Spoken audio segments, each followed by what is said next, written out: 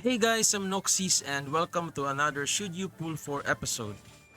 In this episode, we're going to talk about Kaedehara Kazuha and weigh in on whether he is worth pulling for or not.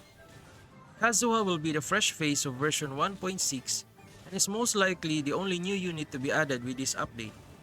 Considering the timing of his own banner, which is after Clay's rerun, deciding to chase his banner would be quite the dilemma.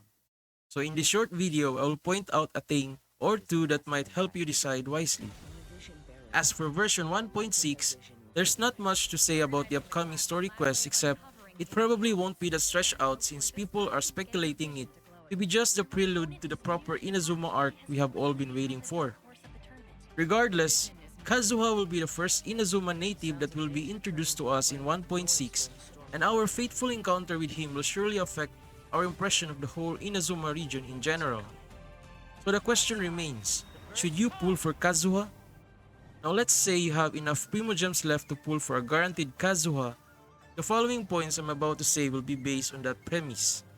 If you don't have enough Primogems to pity him, then proceed at your own risk. Simply put, your decision of getting Kazuha falls upon two major factors: his character design and his overall usefulness. Sure, his attack and skill animations as well as his in-game model are undeniably gorgeous even at first glance.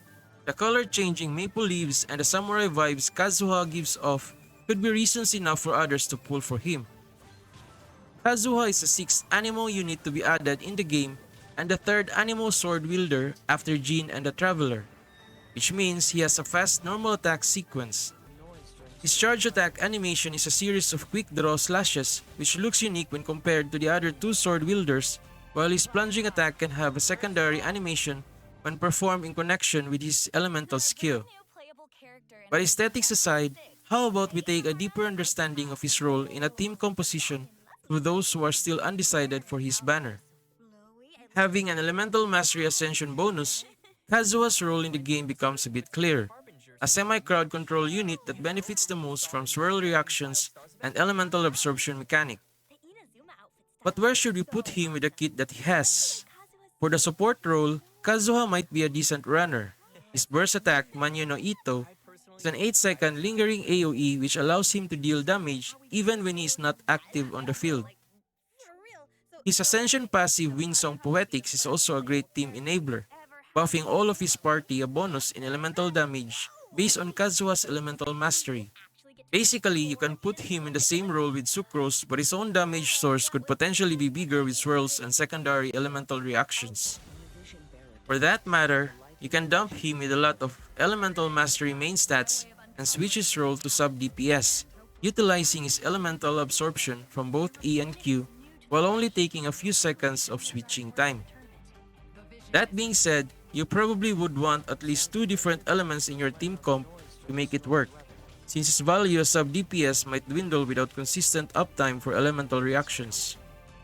If you want Kazuha to be active on the field for most of the time, you can do that as well but with limitations. Taking advantage of his run high-shin plunging attack after using elemental skill Chihaya Furu means that you have to upgrade his normal attack talent.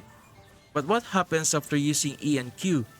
If you want him to do more damage with normal and charge attacks while he is on the field, you need to do something about this aspect. To be fair, I'm pointing out these things while in the context of Kazuha being C0.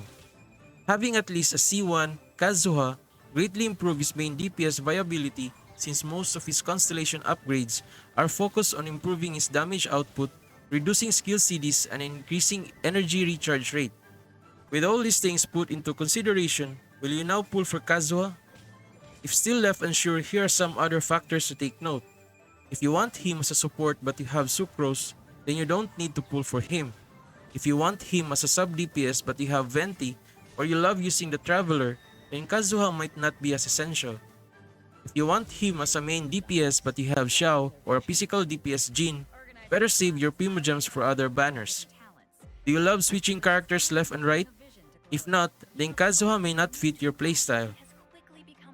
It might also be important to consider the 3 4-star units accompanying him in his banner, so you have some extra motivation to pull for Kazuha in that regard. All in all, I must say Kazuha's skills don't look super niche for lazy playstyles that need only a few switchings and utilizing powerful bursts. On the other hand, the concept of his kit is more interesting than other cookie-cutter character designs, and that leaves a lot of room to explore. Personally, I'd be pulling for him in the hopes of creating a new kind of build and playstyle which could surprise me. I'd be lying if I don't say using the same team comps over and over gets stale over time, so Kazuha might be a breath of fresh air, both literally and figuratively. It will still boil down to personal preference, but I do hope this video has helped in many ways. If you find this video helpful, please support my channel by clicking like and subscribe. I will make more contents like this one in the future if this gets enough interest. Thank you all for watching and see you all in my next video.